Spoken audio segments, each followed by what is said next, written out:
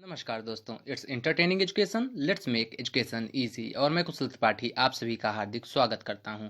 तो दोस्तों, आज के अपने इस वीडियो में हम करंट सेक्शन से रिलेटेड एक महत्वपूर्ण टॉपिक पर चर्चा करने जा रहे हैं, जो हाल में ही चर्चा का विषय रहा है। दोस्तों, हम बात कर रहे हैं G7 अथवा ग्रुप ऑफ 7 की, जहां से भारत के लिए एक बहुत ही अच्छी खबर आ रही है। तो दोस्तों, आइए जानते हैं कि G7 चर्चा का विषय क्यों रहा है। दोस्तों, जैसा कि अमेरिका के राष्ट्रपति ने अभी शनिवार को अपने बयान में कहा कि वह इस बार G7 का जो सम्मेलन होने वाला था उसको स्थगित करने जा रहे हैं। ऐसा इसलिए करना पड़ रहा है क्योंकि कोरोना महामारी के चलते यह सम्मेलन हो पाना बहुत मुश्किल दिख रहा था।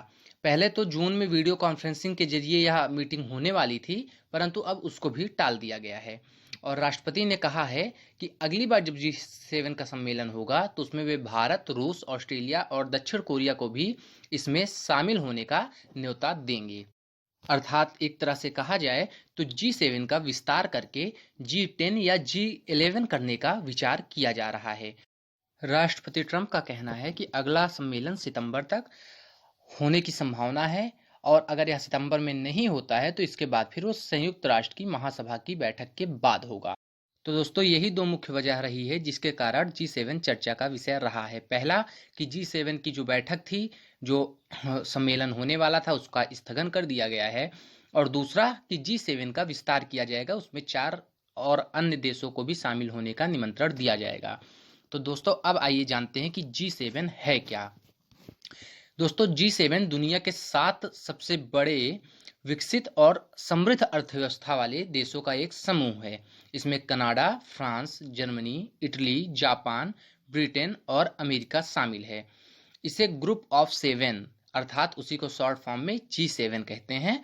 इसकी स्थापना या इसकी पहली बैठक जो हुई थी वह वर्ष 1975 में हुई थी। वर्ष 1997 में इस ग्रुप में रूस के शामिल होने के बाद इस ग्रुप को G8 कहा जाने लगा था। परंतु वर्ष 2014 में क्रीमिया के विवाद के चलते रूस को इस ग्रुप से बाहर कर दिया गया था, और उसके बाद पुनः यह 7 देशों का ही ग्रुप रह गया था। तो इसलिए इसे वर्तमान में भी G7 ही कहा जाता है। तो आइए देखते हैं कि G7 के ग्रुप के सिद्धांत क्या हैं। G7 यह दावा करता है कि वह कम्युनिटी ऑफ वैल्यूज यानी मूल्यों का आदर करने वाला समूह है। यह स्वतंत्रता और मानवाधिकार की सुरक्षा, लोकतंत्र एवं कानून का शासन, समृद्धि तथा सतत विकास को ही यह अपना मूलभूत सिद्धांत मानता है। दोस्तों, यहाँ एक और महत्वपूर्ण प्रश्न उठता है कि जब यह विश्व के विकसित और सबसे बड़ी अर्थव्यवस्थाओं वाले देशों का समूह है, तो चीन को इस समूह में क्यों नहीं रखा गया, जबकि चीन विश्व की दूसरी सबसे बड़ी आर्थिक व्यवस्था है। तो दोस्तों, यहाँ पर एक इसका बड़ा कारण यह भी है कि चीन की आबादी जो है वह वर्ल्ड में सबसे अधिक है। यानी चीन का विश्व में सबसे अधिक आबादी वाला देश होना ही एक बड़ा कारण है कि वह G7 के ग्रुप में नहीं शामिल है। क्योंकि यह विश्व की दूसरी सबसे बड़ी अर्थव्यवस्था तो है, परंतु जब प्रति व्यक्ति आय की गणना की जाती है तो उसमें चीन इन G7 देशों की तुलना में कहीं नहीं ठहरता। अर्थात G7 के जो राष्ट्र हैं उनकी प्रति व्यक्ति आय बहुत ज़्यादा है चीन के प्रति व्यक्ति आय के अनुपात में। तो आइए अब देखते हैं कि इस G7 से जो विस्तार करके G11 किया जा रहा है अथवा G10 किया जाएगा, तो उससे भारत को क्या फायदा होने वाला है। दोस्तों, भारत हमेशा से ही UN जैसी संस्थाओं में सुधार का पक्षधर रहा है। अर्थात भारत भले ही इन देशों की आर्थिक रूप से इनके सामने नहीं टिकता है, जो भी विकसित देश हैं, भारत एक विकासशील देश है, परंतु भारत में हमेशा से ही नेतृत्व करने की क्षमता गजब की रही है। और इसका कारण ही है कि वह हमेशा विश्व को अच्छे सुझाव देना, विश्व में जो भी संस्थाएं हैं उनकी कमियों को सुधार करना, ऐसी चीज़ों के प्रति काफ़ी अग्रसर रहा है। इन चीज़ों में भारत की काफ़ी महत्वपूर्ण भूमिका रही है।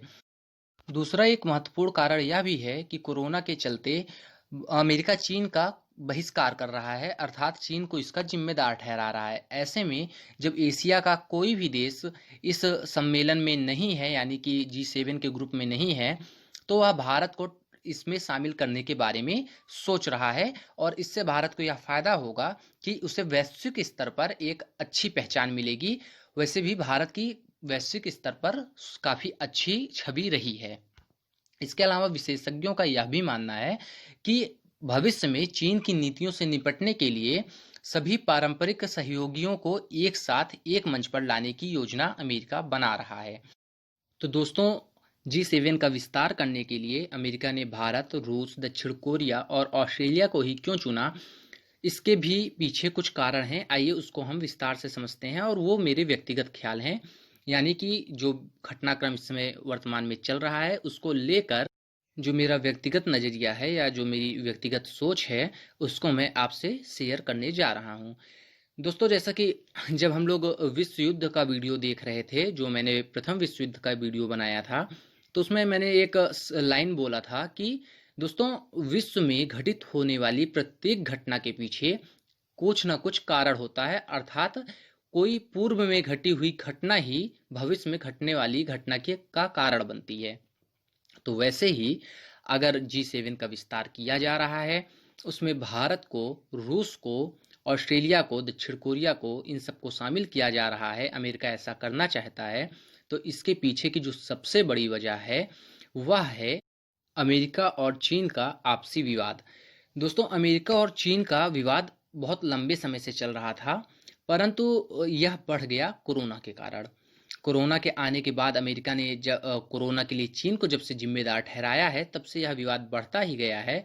और अभी हाल में ही आपने सुना होगा कि अमेरिका में एक बिल भी लाया जा रहा है, जो कि हांगकांग और जो है तिब्बत को आज़ाद कराने के लिए उसे फिर से एक बार स्वतंत्र राष्ट्र का दर्जा दिलाने के लिए लाया जा रहा है।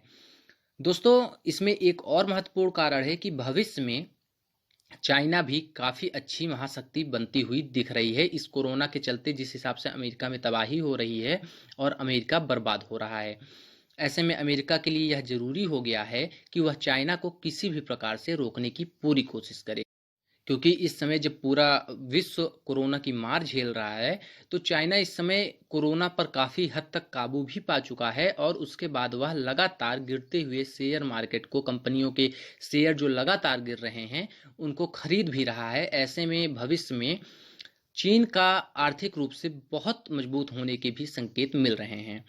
इसके लिए जापान और अमेरिका आगे भी आया है। वह चाइना में अपनी जो भी फैक्ट्रियां हैं, जो भी कंपनियां हैं, जो भी उनके निवेश हैं, उनको हटाने के लिए शुरुआत कर चुका है। दोस्तों, अगर भविष्य में कभी भी चाइना को घेरना है, तो उसके लिए सबसे ज़रूरी होगा रूस का और भारत का अमेरिका के लिए, अमेरिका के साथ होना। भारत तो वैसे भी चाइना को लेकर, भारत और चाइना में भी काफ़ी विवाद रहा है, लेकिन पिछले 4-5 सालों में रूस का चाइना की तरफ मुड़ना एक गंभीर चिंता का विषय साबित हो रहा है। क्योंकि अगर कोई भी कारण होता है, चीन को घेराव किया जाता है, बात से चीन मानने को जल्दी तैयार होने वाला नहीं है। यदि युद्ध की स्थिति बनती है, तो ऐसे में बहुत ज़रूरी है कि रूस जो है वह अमेरिका या विपक्ष देशों के साथ रहे, जो चाइना के समर्थन में ना उतरे। क्योंकि यदि एशिया में रूस उतरता है चाइना के समर्थन में, तो फिर यह युद्ध निश्चित रूप से विश्व युद्ध बन सकता है, ऐसी पूरी पूरी संभावना है। और अगर युद्ध की नौबत नहीं भी आती है, बात से भी बात बनने की उम्मीद दिखती है, तो ऐसे में भी ज़रूरी है कि रूस चाइना को दबाने की ही कोशिश करे, रूस भी चाइना के विपक्ष में ही रहे। इसके अलावा ऑस्ट्रेलिया, दक्षिण कोरिया और भारत उभरती हुई अर्थव्यवस्था है, जो काफ़ी तेज़ी से उभर रही थी। हालांकि कोरोना से जब पूरा वर्ल्ड प्रभावित है, तो ये अर्थव्यवस्थाएं भी प्रभावित हुई हैं।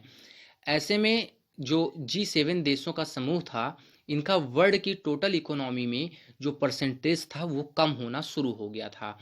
तो उसी पर अमेरिका के राष्ट्रपति ने एक टिप्पणी भी की कि जो वर्तमान की व्यवस्था थी, जो वर्तमान का समय था, इसमें G7 देशों का जो क्रम था वह सही नहीं लग रहा था, यानी कि इसमें सुधार की आवश्यकता दिख रही थी, इसलिए यह सुधार करना आवश्यक हुआ है।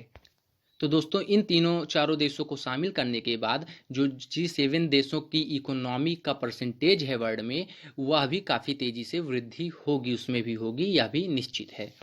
तो दोस्तों, यही सब कारण हैं कि G7 में अन्य देशों को भी शामिल किया जा रहा है और इसके G10 या G11 होने की संभावना है।